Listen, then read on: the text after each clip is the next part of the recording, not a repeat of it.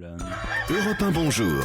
Bonjour, monsieur le maire. Et oui, dans les prochaines semaines, la ville va mettre en place, lors des pics de pollution, des restrictions de circulation pour les véhicules construits avant 1997. C'est l'expérimentation d'une mesure souhaitée par Ségolène Royal et appuyée par les fameuses pastilles de couleur qui déterminent la catégorie du véhicule, plus ou moins polluant. Donc, avec nous pour en parler, Yann Mongaduru, bonjour. Bonjour. Vous êtes président du syndicat mixte des transports en commun de la métropole grenobloise. Alors, comment ça va se passer exactement pour les automobilistes en cas de pollution à partir du mois prochain ? Eh bien, notre volonté, c'est d'avoir un dispositif qui soit vraiment gradué et dynamique autour des pics de pollution pour tenter d'en réduire le nombre et la brutalité.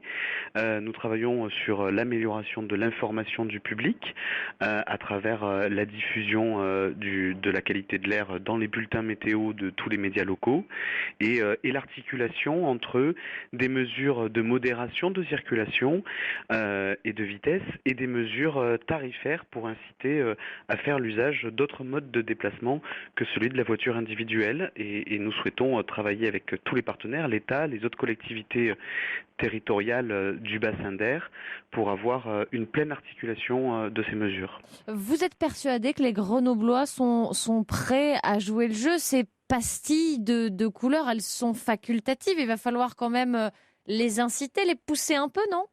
Notre souhait, c'est que les certificats de qualité de l'air soient diffusés largement auprès des métropolitains et que les habitants qui sont à proximité de la métropole puissent faire la démarche volontaire sur le site internet prévu par le ministère. Et en contrepartie donc de ces mesures de modération ou de restriction selon la façon dont on les appelle, en tout cas en contrepartie, les automobilistes concernés pourront prendre gratuitement les transports en commun, par exemple ?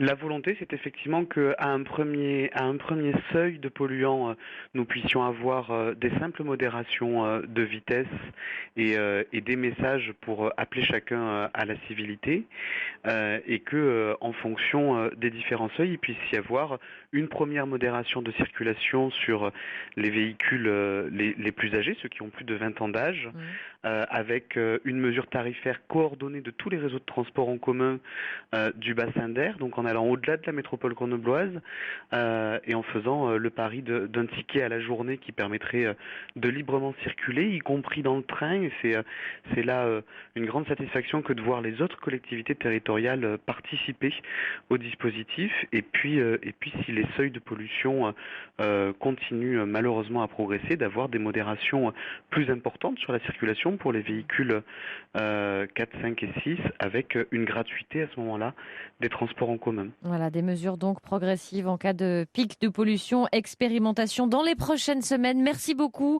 Yann Mongaduru d'avoir été avec nous ce matin sur Europe 1. Bonne journée. Merci à vous.